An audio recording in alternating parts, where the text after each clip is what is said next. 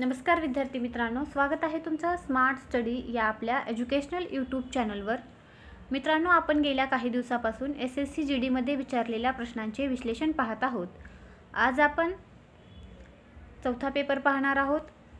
त्यापूर्वी जर तुम्ही नवीन असाल, पहिल्यांदाच व्हिडिओ पाहत असाल, चॅनलला अजून सबस्क्राइब केलं नसेल तर चॅनलला नक्की सबस्क्राइब करा, जेणेकरून येणाऱ्या प्रत्येक व्हिडिओची नोटिफिकेशन तुमच्यापर्यंत येईल। तर चला मग सुरुवात करूया आजच्या व्हिडिओला। आणि पहिला प्रश्न आहे, डॅशचे रासायनिक सूत्र H2SO4 आहे। तर ऑइल ऑफ विट्रिऑल याचे रासायनिक सूत्र काय आहे? H2SO4 आहे। त्यानंतर पुढील प्रश्न, बजेट दस्तऐवज एकूण खर्चाचे वर्गीकरण डॅश मध्ये करतात। तर योजना आणि योजनेतर खर्च यामध्ये बजेट दस्तऐवज याचे वर्गीकरण करतात। पोषण प्रणाली ज्यामध्ये जीवमृत आणि कुजलेल्या सेंद्रिय पदार्थापासून पोषण तत्वे मिळतात त्याला डॅश पोषण प्रणाली असे म्हणतात। तर मृतजीवी पोषण प्रणाली असे म्हणतात ज्यामध्ये जीवमृत आणि कुजलेल्या सेंद्रिय पदार्थापासून पोषक तत्वे मिळवतात। मोहिनीअट्टम की जननी ही डॅशवर आधारित एक दस्तऐवज कथा आहे। तर मोहिनीअट्टम की जननी ही कलामंडलम कल्याणीकुट्टी अम्मा यांच्यावर आधारित एक दस्तऐवज कथा आहे। यानंतर पुढील प्रश्न, खालीलपैकी कोणत्या राज्यात मकर संक्रांत पेड्डा पाडुंगा म्हणून साजरी केली जाते? तर या प्रश्नाचं उत्तर आहे आंध्र प्रदेश। आंध्र प्रदेश या राज्यामध्ये मकर संक्रांत पेड्डा पाडुंगा म्हणून साजरी केली जाते। दिलेल्या उद्योगामध्ये चुनखडी हा डॅशचा कच्चा माल आहे। तर चुनखडी हा कच्चा माल आहे सिमेंट उद्योगामध्ये। विषम निवडा आणि इशारा दिलेला आहे फायबर पिके। तर यामध्ये विषम आहे खोडरबर। भारतीय राज्यघटनेतील राष्ट्रपती निवडीची पद्धत डॅश राज्यघटनेतून घेण्यात आली आहे। तर ही पद्धत आयरिश या राज्यघटनेकडून घेण्यात आलेली आहे। भारतात कामासाठी राष्ट्रीय अन्न कार्यक्रम कोणत्या वर्षी सुरू करण्यात आला? आणि या प्रश्नाचं उत्तर आहे ऑप्शन नंबर 2, 2004 या साली राष्ट्रीय अन्न कार्यक्रम सुरू करण्यात आलेला आहे। कोणत्या देशाने 2019 मध्ये आशियाई ॲथलेटिक चॅम्पियनशिपचे आयोजन केले होते? तर कतार या देशाने 2019 मध्ये आशियाई ॲथलेटिक्स चॅम्पियनशिपचे आयोजन केले होते। भारतीय राज्यघटनेतील खालीलपैकी कोणते कलम राज्य कार्यकारिणीशी संबंधित आहे? तर राज्य कार्यकारिणीशी संबंधित असणारे कलम आहे कलम 153 ते 167।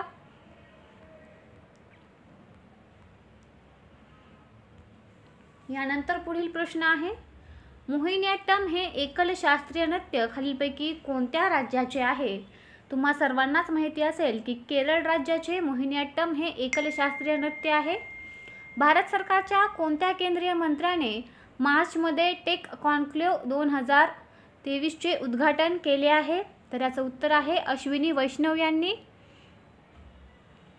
कोणत्या भारतीय वंशाच्या शीखला पूर, आग, दुष्काळ आणि कोविड-19 मुळे प्रभावित झालेल्या समुदायाला मदत केल्याबद्दल New South Wales Australian of the year पुरस्कार 2023 देण्यात आला आहे? तर तो पुरस्कार अमर सिंग यांना देण्यात आलेला आहे। यानंतर पुढील प्रश्न, खेडा शेतकरी आंदोलनाची मुख्य मागणी खालीलपैकी कोणती होती? तर या प्रश्नाचं उत्तर आहे ऑप्शन नंबर 2, महसूल संकलन शिथिल केले पाहिजे। ही मागणी खेडा शेतकरी आंदोलनाची होती।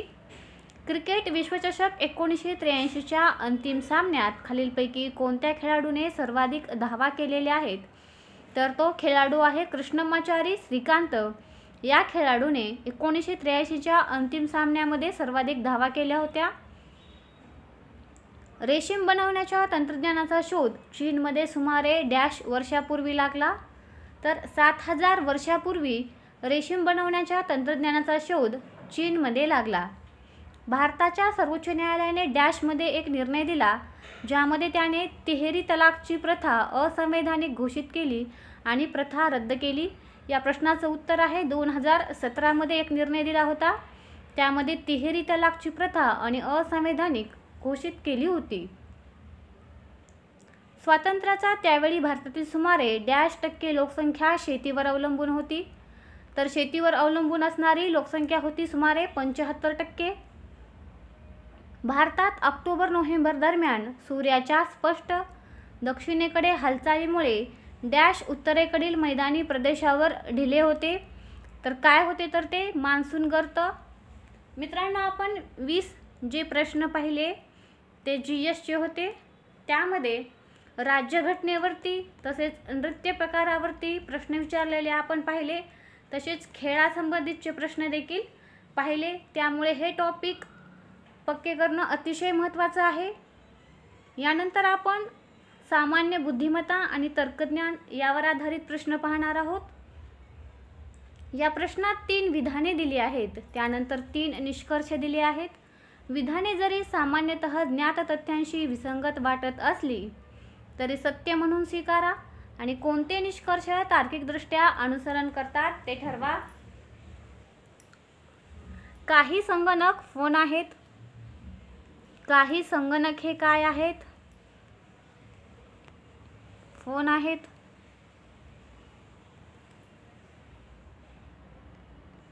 काही संगणक हे काय आहेत?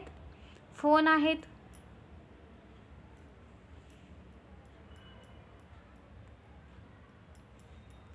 त्यानंतर सर्व फोन कॅल्क्युलेटर आहेत. सर्व फोन काय आहेत? कॅल्क्युलेटर आहेत.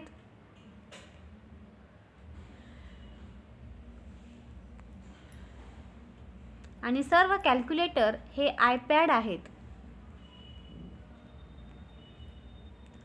आपली डायग्राम या पद्धतीची बनलेली आहे. आता निष्कर्ष काय म्हणतात ते पाहू.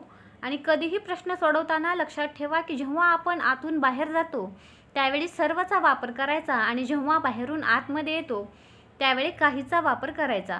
काही आयपॅड संगणक आहेत. काही आयपॅड हे शेवटी आहेत. काही आयपॅड हे संगणक आहेत का? तर हो आहेत. सर्व कॅल्क्युलेटर फोन आहेत. कॅल्क्युलेटर कुठं आहेत? या ठिकाणी. आणि फोन कुठं आहेत? या ठिकाणी. तर सर्व कॅल्क्युलेटर फोन आहेत का? नाहीत, कारण काही कॅल्क्युलेटर हे फोन आहेत. काही आयपॅड फोन आहेत. काही आयपॅड हे फोन आहेत का? तर आहेत. म्हणजेच निष्कर्ष 1 आणि निष्कर्ष 3 अनुसरण करतात. यानंतर पुढील प्रश्न आहे. इंग्रजी शब्दकोशाप्रमाणे खालील शब्दांचा क्रम कोणत्या पर्यायामध्ये दिसतो? अल्फाबेटिकल ऑर्डरप्रमाणे ह्या प्रश्नांची मांडणी करायची आहे. तर यामध्ये शब्द दिलेले आहेत. इनसाइड. स्टार्टिंगला तुम्ही पाहू शकता की सगळीकडे इन दिलेला आहे.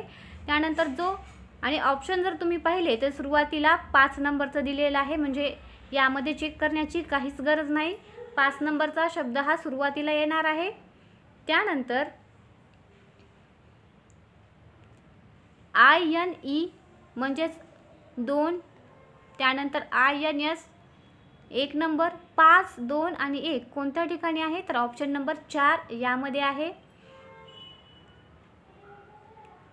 दिलेले समीकरण संतुलित करण्यासाठी कोणत्या 2 चिन्हांची अदलाबदल करणे आवश्यक आहे?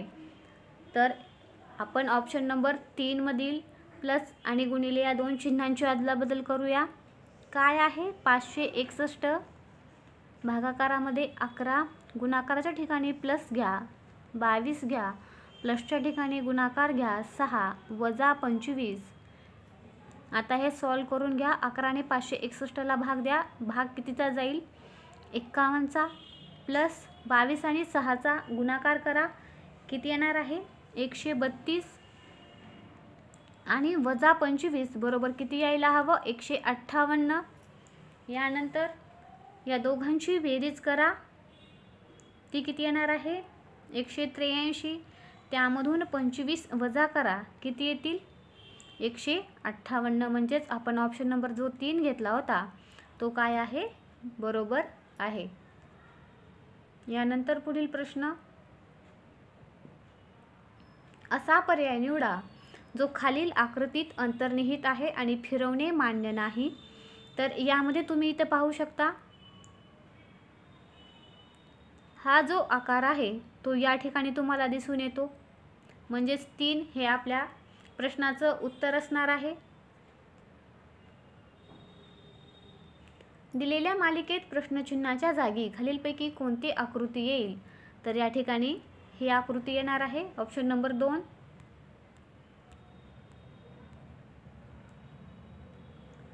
खालील समीकरण गणितीयदृष्ट्या बरोबर करण्यासाठी कोणत्या 2 चिन्हांची अदलाबदल करावी? तर मित्रांनो, या ठिकाणी हा प्रश्न चुकलेला आहे, कारण यापैकी कुठलंही ऑप्शन जर तुम्ही घेऊन पाहिलात तर उत्तर हे 34 येणार नाही. यानंतर पुढील प्रश्न आहे, दुसरा अक्षरगुच्छ पहिल्या अक्षरगुच्छाशी संबंधित आहे आणि चौथा अक्षरगुच्छ तिसऱ्या अक्षरगुच्छाशी संबंधित आहे. त्याचप्रकारे पाचव्या अक्षरगुच्छाशी संबंधित पर्याय निवडा. तुम्ही जर निरीक्षण केलं तर पी नंतर क्यू आलेला आहे, ई नंतर एफ आलेला आहे, म्हणजेच समोरचा अक्षर घ्यायचा आहे. यामध्ये एन नंतर काय येईल? ओ. ई नंतर काय येणार आहे? एफ. आर नंतर काय येईल? एस. व्ही नंतर डब्ल्यू. ओ नंतर पी. यू नंतर व्ही आणि एस नंतर काय येणार आहे? टी. आणि जर तुम्ही हे सर्व अक्षर देखील बघायची गरज नाही आहे, कारण सुरुवातीला ओ एकाच ठिकाणी आहे, ऑप्शन नंबर 3 मध्ये. यानंतर पुढील प्रश्न, 7 व्यक्ती A B C D E आणि एफ जी केंद्राकडे तोंड करून गोलाकार टेबलाभोवती बसले आहेत. ज्याप्रमाणे सांगितलेलं आहे त्याप्रमाणे डायग्राम काढून घेऊया. 7 व्यक्ती आहेत, 1 2 3 4 5 6 आणि 7. ए हा सीच्या लगेच उजवीकडे बसला आहे. कोणत्याही एका ठिकाणी सी घ्या. मी सी या ठिकाणी घेतलेला आहे. ए हा सीच्या लगेच उजवीकडे बसला आहे, म्हणजे ए कुठे येणार? या ठिकाणी येणार. त्यानंतर आणि डीच्या लगेच डावीकडे बसला आहे. आता डी मी इथे घेणार, कारण डीची ही डावी बाजू आहे. ए हा डीच्या डावीकडे बसलेला आहे. त्यानंतर जी हा सीच्या लगेच डावीकडे बसलेला आहे आणि एफच्या लगेच उजवीकडे बसतो. जी कुठं बसणार? या ठिकाणी, कारण तो सीच्या डावीकडे आहे आणि एफच्या उजवीकडे आहे, म्हणजे एफ कुठे येणार? या ठिकाणी येणार. ई हा एफच्या लगेच डावीकडे आणि बीच्या लगेच उजवीकडे बसलेला आहे. ई कुठं बसलेला आहे? या ठिकाणी. बीच्या लगेच उजवीकडे म्हणजे बी इथं. बीची उजवी बाजू ही, एफची डावी बाजू ही. दिलेल्या अटीप्रमाणे आपण ह्या सर्वांना बसवलेलं आहे. आता प्रश्न पाहू, खालीलपैकी कोण लगेच ए आणि बीच्या शेजारी बसलेला आहे? तर ए आणि बीच्या शेजारी कोण बसलेला आहे? तुम्ही पाहू शकता की इथं डी बसलेला आहे ए आणि बीच्या शेजारी, म्हणजेच ऑप्शन नंबर 3 आपल्या प्रश्नाचं उत्तर असणार आहे. यानंतर पुढील प्रश्न, विशिष्ट सांकेतिक भाषेत टेबलला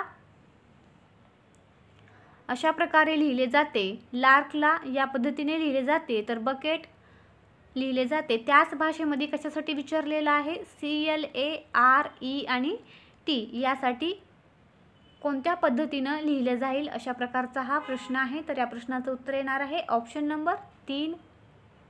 यानंतर पुढील प्रश्न, A@B म्हणजे ए ही बीची बहीण आहे. सुरुवातीला तुम्ही जे चिन्ह दिलेले आहेत आणि त्या चिन्हांसाठी काय दिलेलं आहे ते एका साईडला लिहून घ्या. @साठी काय दिलेलं आहे? बहीण. साठी काय दिलेलं आहे? भाऊ. हॅशटॅगसाठी काय दिलेलं आहे? पत्नी. हे लिहिल्यानंतर जो प्रश्न विचारलेला आहे त्या प्रश्नामध्ये आपणास जायचं आहे. X अधिक T म्हणजेच काय? X हा पिता आहे कुणाचा? टीचा. X हा पिता आहे टीचा, कारण अधिकचा अर्थ काय आहे? पिता. त्यानंतर टी आणि एमचा संबंध दाखवलेला आहे, तर त्या चिन्हासाठी काय वापरलेला आहे? तर यामध्ये टी आणि एम या साइनचा अर्थ काय आहे? आई. म्हणजेच काय? टी ही आई आहे कोणाची? एमची. टी ही आई आहे एमची. त्यानंतर #G म्हणजेच काय? एम ही पत्नी आहे जीची. एम ही पत्नी कोणाची आहे? जीची आहे. त्यानंतर परत अँड दिलेला आहे. जी आणि सी मध्ये अँड आहे, म्हणजे त्या चिन्हाचा अर्थ काय आहे? की बहीण आहे. जी ही बहीण आहे. जी हा भाऊ आहे सीचा. जी हा कोण आहे? भाऊ आहे सीचा. त्यानंतर सी आणि के मध्ये काय संबंध आहे? सी ही आई आहे केची, सी ही कोण आहे? आई आहे केची. त्यानंतर k@h म्हणजे काय? के ही बहीण आहे यचची, के ही बहीण आहे यचची. आणि एच आणि क्यू मध्ये काय संबंध आहे? एच ही आई आहे क्यूची. अशा पद्धतीने आपली डायग्राम बनलेली आहे. आता विधाने पाहूयात. एक्स हे यमचे आजोबा आहेत. एक्स हे काय आहेत? यमचे आजोबा आहेत. यम कुठं आहे? इथं आहे. यमची आई कोण आहे? टी. आणि तिची आई कोण आहे? एक्स. म्हणजे एक्स हे यमचे काय आहेत? आजोबा आहेत. पहिलं विधान बरोबर आहे. सी ही यचची आई आहे. सी कोणत्या ठिकाणी आहे? या ठिकाणी आहे. आणि एच कोणत्या ठिकाणी आहे? या ठिकाणी. म्हणजे सी ही यचची आई आहे का? तर हो आहे, कारण ती के आणि एच या दोघांची आई आहे. म्हणजेच दुसरं पण ऑप्शन बरोबर असेल. त्यानंतर जी हे केचे वडील आहेत. जी हे केचे वडील आहेत का? के या ठिकाणी आहे. केची आई सी आहे आणि सीचा भाऊ जी आहे. म्हणजे जी आणि केचं नातं काय येणार आहे? जी हा केचा मामा असणार आहे, वडील असणार नाहीत. म्हणजेच 3 नंबरचं विधान काय आहे? चुकीचं आहे. जी हा टीचा जावई आहे. आपण पाहूया. जी या ठिकाणी आहे आणि टी या ठिकाणी आहे. तर टी ही आई आहे यमची आणि यम ही पत्नी आहे जीची. म्हणजेच टीचा जावई कोण झाला? जी झाला. बाकीची तिन्ही विधाने बरोबर आहेत आणि तिसरे विधान हे चुकीचं देण्यात आलेलं आहे. यानंतर पुढील प्रश्न आहे. दिलेल्या मालिकेतील प्रश्नचिन्हाच्या जागी खालीलपैकी कोणती संख्या येईल? आणि संख्या मालिका आहे 115, 102, 107, 94 आणि 99 आणि प्रश्नार्थक चिन्ह. जर 115 आणि 102 मधला फरक घेतला तर किती येणार आहे? तो 13चा. त्यानंतर +5 केलेले आहेत, परत -13 केलेले आहेत, परत +5 केलेले आहेत. म्हणजे नंतर काय करायचे आहेत? -13 करायचे आहेत. जर आपण 99 - 13 केलं तर उत्तर किती येणार आहे? 86. Option number 1.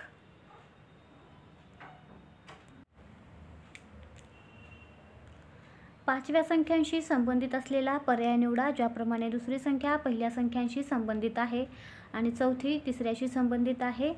तर या प्रश्नाचं उत्तर असणार आहे ऑप्शन नंबर 2, 6. खाली दिलेल्या आकृतीनुसार आरसा MN वर ठेवल्यावर आरशात तयार झालेल्या आकृतीची योग्य प्रतिमा निवडा आणि या प्रश्नाचं उत्तर असणार आहे ऑप्शन नंबर 2. 7 व्यक्ती उत्तरेकडे तोंड करून बसलेले आहेत. 1, 2, 3, 4, 5, 6 आणि 7 व्यक्ती उत्तरेकडे तोंड करून बसलेले आहेत.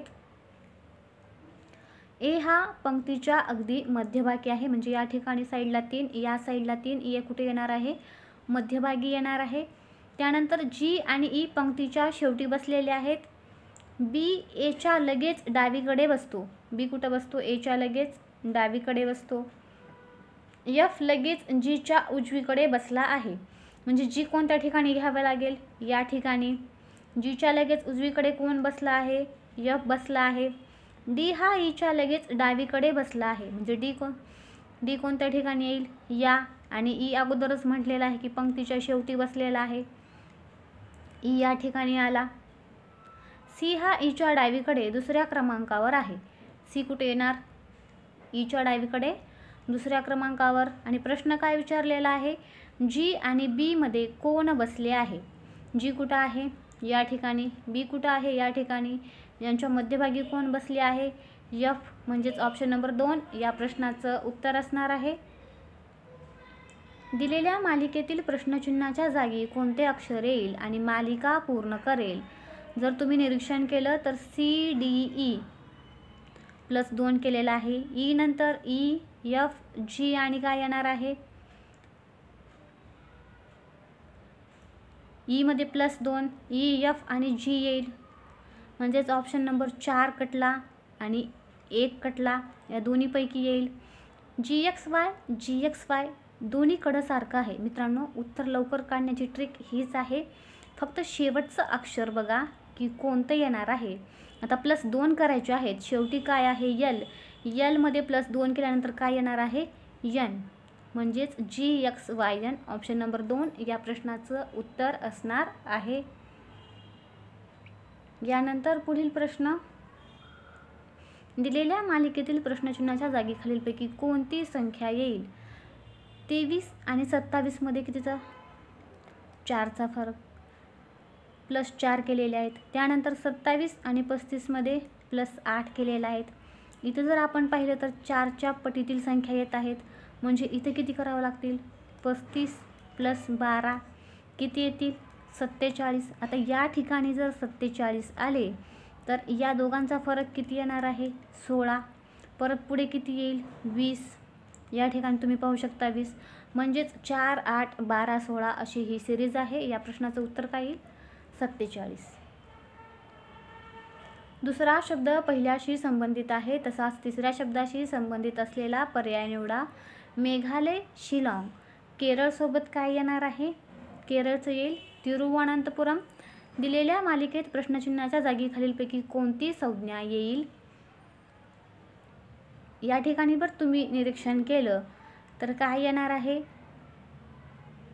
यम नंतर NO, म्हणजे +2 केलेले आहेत, MNO.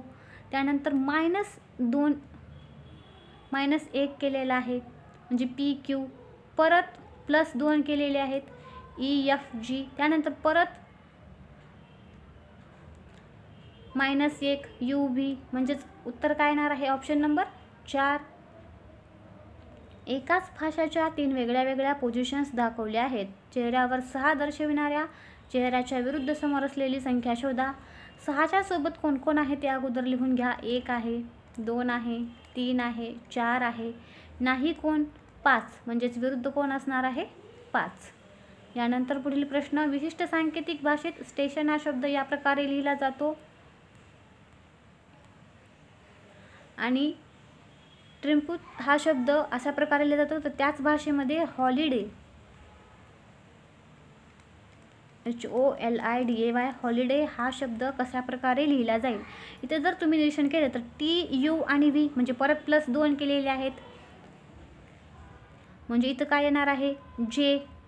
त्यानंतर O नंतर M, म्हणजे JMN. तुम्ही जर निरीक्षण केलं तर JMN इथं 4ही ऑप्शनमध्ये सारखंच आहे, बघायची गरज नाही. JMNG ही 4ही अक्षरं समान आहेत, म्हणजेच 5व्या अक्षरावरून उत्तर निघू शकतं. आणि या प्रश्नाचं उत्तर येणार आहे ऑप्शन नंबर 3. यानंतर आपण गणित विभागाचे प्रश्न पाहणार आहोत.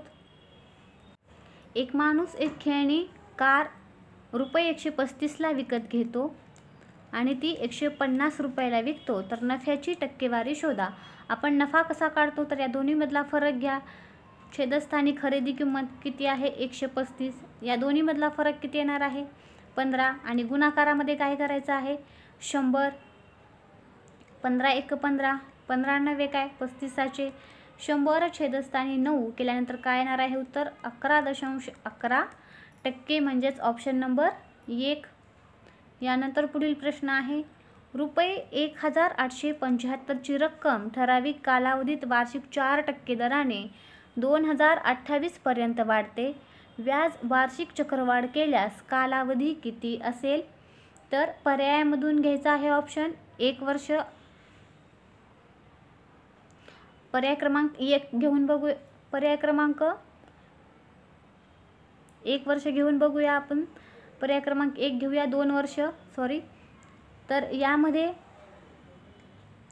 1875 गुणिले 104 छेदस्थानी 100 गुणिले 104 छेदस्थानी 100. तर याचं कॅल्क्युलेशन केल्यानंतर जी रक्कम येईल ती यामधून वजा करायचं आहे. 2000 किती येणार आहे? 28 येणार आहे याचं कॅल्क्युलेशन केल्यानंतर. म्हणजेच 1875ची रक्कम ठराविक कालावधीत 4% दराने 2028 येणार आहे. आणि जो कालावधी होता तो ऑप्शनमधून आपण घेतला. ऑप्शन 1 घेतलं 2 वर्षे, आणि काय उत्तर आलं आपलं? 2028 उत्तर आलं. यानंतर पुढील प्रश्न, वॉशिंग मशीनची चिन्हांकित किंमत रुपये 23,500 आहे आणि दुकानदाराने ती रुपये 20,915ला विकली. दुकानदाराने किती टक्के सूट दिली आहे? तर सूट किती टक्के दिली आहे हे विचारलेलं आहे. किंमत किती आहे तिची? 23,500.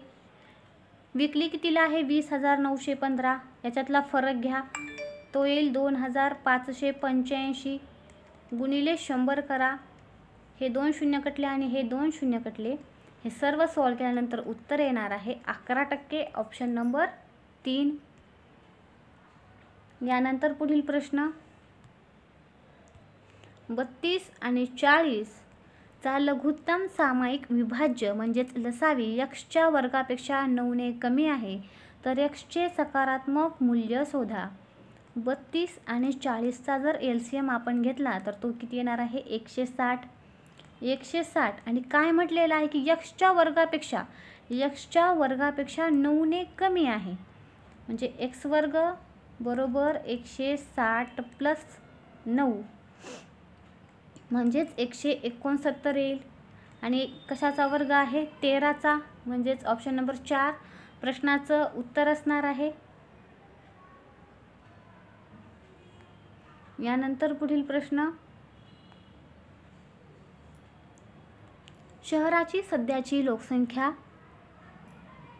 1,25,000 आहे. जर लोकसंख्या प्रतिवर्षी 2% दराने वाढली तर 3 वर्षानंतर शहराची लोकसंख्या किती असेल? तर सरळ 2% दराने वाढलेली म्हणलेली आहे, म्हणून 102 छेदस्थानी 100, 102 छेदस्थानी 100 3 वेळा करा, कारण 3 वर्षानंतर म्हटलेलं आहे. आणि हे सर्व कॅल्क्युलेशन केल्यानंतर आपल्या प्रश्नाचं उत्तर येणार आहे ऑप्शन नंबर 1. यानंतर पुढील प्रश्न अमन, राम आणि कपिल अनुक्रमे 68 दिवस, 51 दिवस आणि 17 दिवसात एक काम पूर्ण करू शकतात.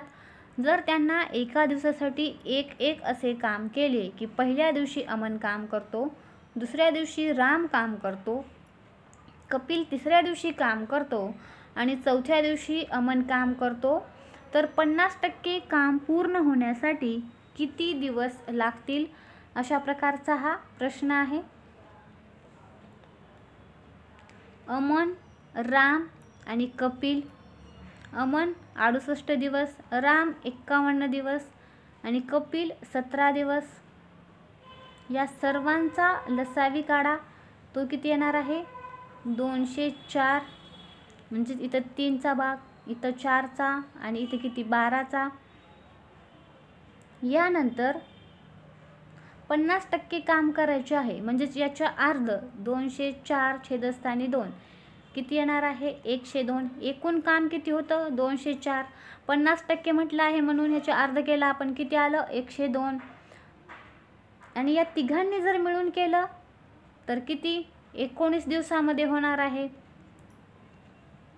पण ते काय म्हणतात की पहिल्या दिवशी अमन, दुसऱ्या दिवशी राम आणि तिसऱ्या दिवशी कोण काम करतो? कपिल काम करतो.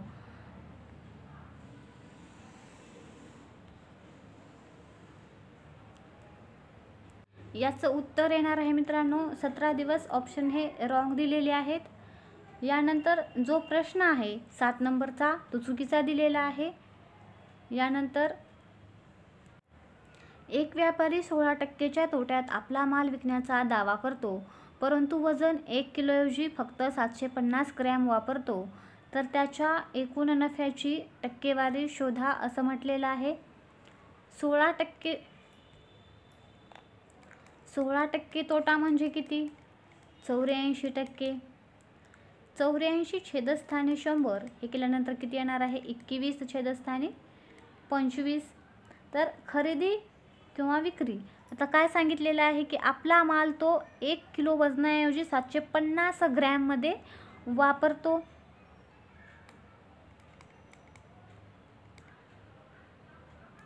$750 किती होता? 1 किलो. 1 किलोग्रॅमऐवजी 750 ग्रॅममध्ये वापरतो. 25 21. हा शून्य कटला आणि हा शून्य कटला. 25 किती त्रिक 25 त्रिक 75 आणि 21 गुणिले 4 करा या ठिकाणी. 21 चोक किती 84. 25 त्रिक 75 आणि 25 चोक 100 आपण हे केलेलं आहे. त्यानंतर यांचा गुणाकार केला या गुणोत्तराचा, ते आलं 75 आणि 84. आता यामधला फरक घ्या, तो किती येणार आहे 9चा फरक येणार आहे. 9चा फरक आल्यानंतर 9 छेदस्थानी 75 गुणिले 100 करा. 25 त्रिक 75 25 चोक 100 3 1 3 3 त्रिक 9. फायनल उत्तर काय येणार आहे 12%. Option number 3. यानंतर पुढील प्रश्न आहे, शंकूचे वक्र पृष्ठभागाचे क्षेत्रफळ 4455 सेंटीमीटरचा वर्ग आहे आणि त्याचा व्यास 105. तर पाय बरोबर काय दिलेला आहे 22/7 दिलेला आहे. शंकूचे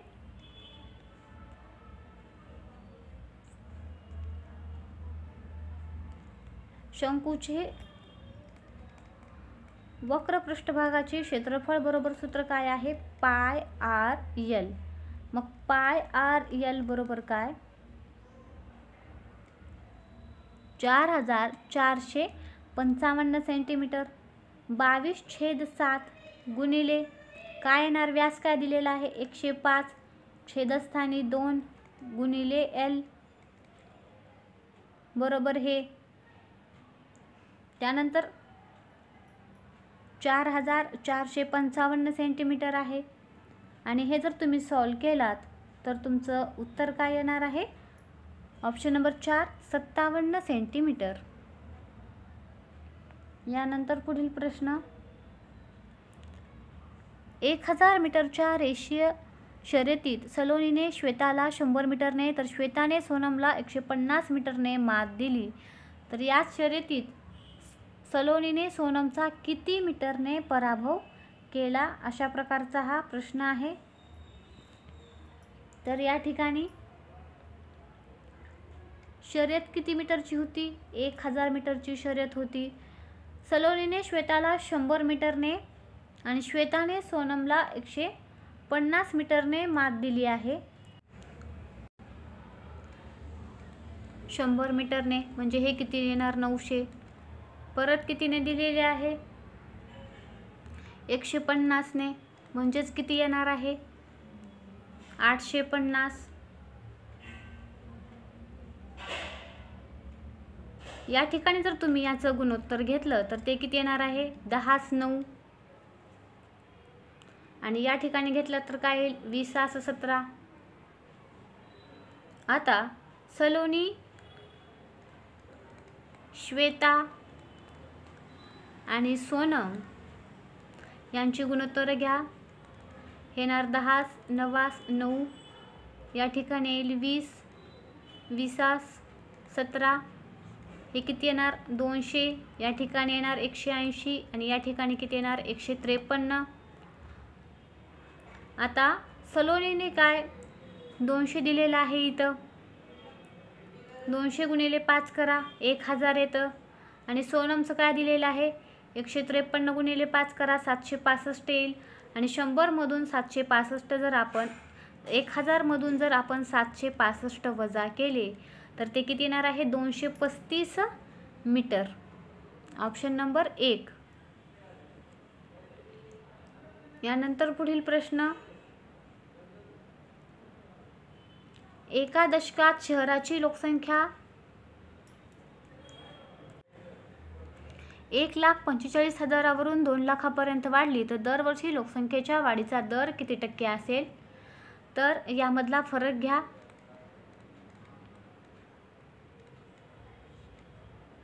तो किती येणार आहे 55,000 आणि गुणिले 100 करा. याचं उत्तर येणार आहे 3.793%. Option number 1. एक मुलगा घरापासून कॉलेजला 35 किलोमीटर तास वेगाने जातो आणि 3 किलोमीटर तास वेगाने परततो. जर संपूर्ण प्रवासाला 6 तास 30 मिनिटे लागली, घर ते कॉलेजचे अंतर शोधा. अशा प्रकारचा हा प्रश्न आहे.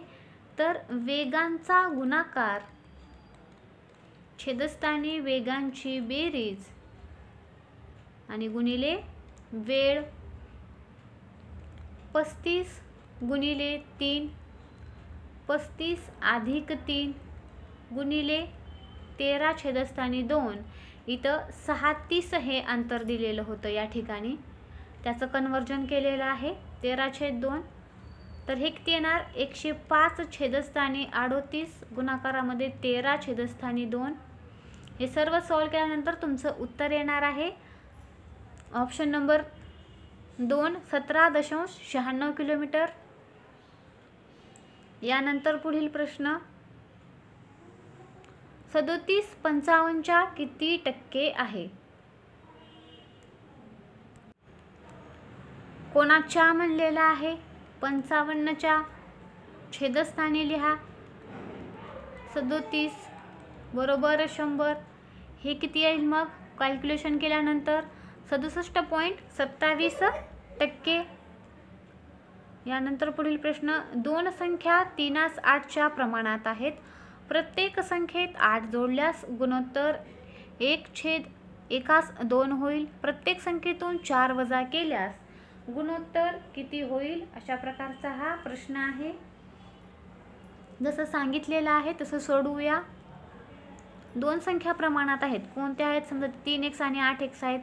प्रत्येक संख्येमध्ये 8 जोडल्यास म्हटलेलं आहे. प्रत्येक संख्येत 8 जोडल्यास गुणोत्तर किती होणार आहे?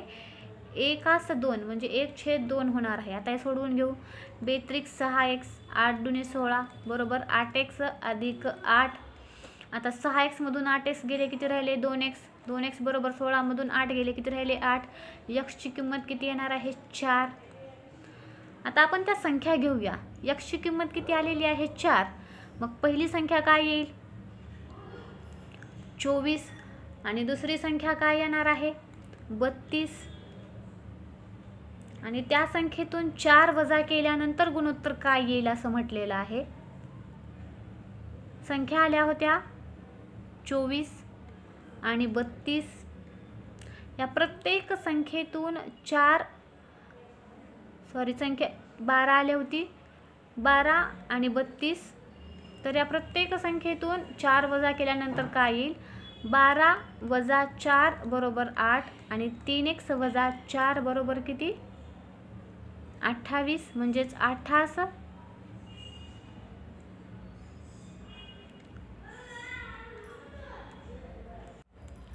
जे 28 आलेला आहे त्याला संक्षिप्त रूप द्या. 4 दुणे 8 आणि 4 7 किती? 28 म्हणजे काय येईल? 2 7. यानंतर पुढील प्रश्न एका शेतकऱ्याकडे 10 पोपट आणि 40 घोडे आहेत. प्रत्येक प्राण्याच्या पायांची सरासरी संख्या शोधा. तर पोपटाला किती पाय असतात? तर 2. पोपटाला पाय असतात 2 आणि घोड्याला किती असतात? 4. 10 पोपट आहेत म्हणलेत म्हणजे पाय किती झाले? 20. आणि घोडे किती आहेत? 40. 40 गुणिले 4 करा किती येईल? 160. आता यांच्या पायांची सरासरी शोधा असा प्रश्न विचारलेला आहे. एकूण किती झाले हे? 180. आणि सरासरी किती येईल यांची मग? 180. कितीपैकी आहेत हे? 50 आहेत.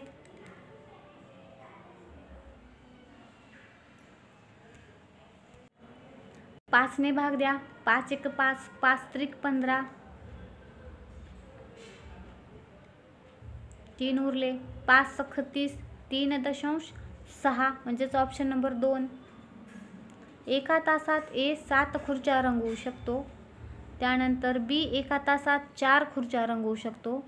55 खुर्च्या एकत्र रंगवायला त्यांना किती वेळ लागेल? अशा प्रकारचा हा प्रश्न आहे. A किती रंगवू शकतो एका तासात? 7. B 4 म्हणजे दोघे मिळून किती? 11 आहेत किती? 55. छेदस्थानी 11 करा. 11 1 11 11 5 55 म्हणजे किती लागतील? 5 तास. त्यानंतर पुढील प्रश्न एका फलंदाजाने 15व्या डावात 97 धावा केल्या त्याच्या धावांची सरासरी 5ने वाढली. 15व्या डावानंतर त्याच्या धावांची सरासरी शोधा. 15 डावामध्ये किती? 97. आणि त्याच्या धावांची सरासरी कितीने वाढली म्हणलेली आहे? 5ने वाढली.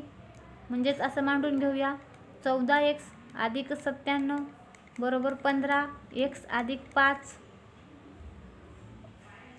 त्यानंतर हे सॉल्व केल्यानंतर 14x अधिक 97 बरोबर 15x अधिक 75. x बरोबर किंमत येईल 22. आणि 15व्या डाव्यानंतर त्याची धावांची सरासरी किती? म्हणजेच किती येईल? 15व्या डाव्यानंतर त्याच्या धावांची सरासरी 5 अधिक x बरोबर किती आलेला आहे? 22. म्हणजेच किती? 27. Option number 2. यानंतर पुढील प्रश्न 0.64 आणि 0.81 याला 8 1 असं वाचतात. यांचा मध्यानुपात शोधा. तर हा कशाचा वर्ग आहे? 0.8चा. आणि 0.81 कशाचा आहे? 0.9चा. यांचा मध्यानुपात म्हणजे यांचा गुणाकार करा. तो किती येईल? 0.72. Option number 1. यानंतर पुढील प्रश्न 4 मूळ संख्या चढत्या क्रमाने मांडल्या आहेत. पहिल्या 3 संख्यांचा गुणाकार 255 आहे आणि शेवटच्या 3 संख्यांचा गुणाकार 1955 आहे. सर्वात मोठी मूळ संख्या डॅश आहे. तर मूळ संख्या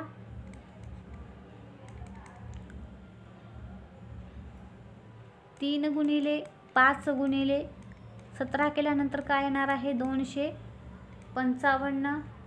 त्यानंतर 5 गुणिले 17 गुणिले 23 केल्यानंतर काय येणार आहे? 1955. सर्वात मोठी मूळ संख्या काय येणार आहे? 23. आणि शेवटचा प्रश्न आहे उंची 20 सेंटीमीटर आणि पायाची त्रिज्या 14 सेंटीमीटर असलेल्या वृत्तिका चित्तीचे घनफळ सेंटीमीटर घनमध्ये मोजा. तर सूत्र काय आहे? घनफळ बरोबर पाय r वर्ग h 22/7 गुणिले त्रिज्या किती दिलेली आहे? 14 गुणिले 14. उंची दिलेली आहे 20. 7 1 7 7 2 14. या सर्वांचं कॅल्क्युलेशन करा. ते येणार आहे 12,320. Option number 3. यानंतर आपण हिंदी या भागाचे प्रश्न पाहणार आहोत. अनुसंधान उपयुक्त वाक्य में रिक्त स्थान के लिए उपयुक्त वाक्यांश का चयन विकल्पों में से कीजिए. तर या प्रश्नाचं उत्तर आहे का अर्थ खोज होना. अनुसंधान का अर्थ क्या है? खोज होता है.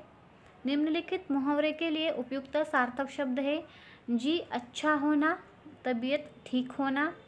दिए गए विकल्पों में से कौन सा शब्द निम्नलिखित वाक्य में रेखांकित शब्द का पर्यायवाची नहीं है? रास बिहारी बोस दिल्ली षड्यंत्र के मुख्य अभियुक्त थे. तो साजिद.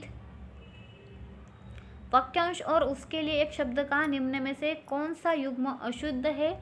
आणि या प्रश्नाचं उत्तर आहे ऑप्शन नंबर 3 नाप तोल कर खर्च करने वाला मितभाषी. रिक्त स्थान की पूर्ति उचित कारक चिन्हों से करे. श्याम मीरा डैश खिलौने लाया.